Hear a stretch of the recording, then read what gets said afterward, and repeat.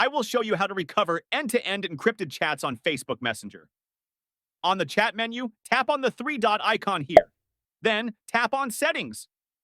Scroll down until you see Privacy and Safety. Tap on that. Now, select End-to-End Encrypted Chats and tap on Message Storage. On the top, you want to tap on Turn on Secure Storage if you haven't done it. After this, you can go back to the Settings page once more. This time, scroll down until you see the Account Center section. Tap on it.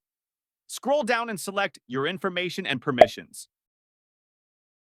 Then, tap on Download Your Information. Now tap on the Download or Transfer Information button. Select your Facebook account and choose Next. Here, you will want to choose the specific types of information to be able to download your chat.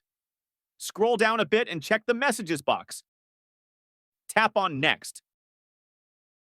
Now choose Download to Device. Here, you can choose the date range of the chat you want to download, change the format from HTML to JSON file, or change the media quality. Once you're happy with it, tap on Create Files. Facebook will send you an email once it has completed downloading. Then, you can come back to this section to download your chat. That's it.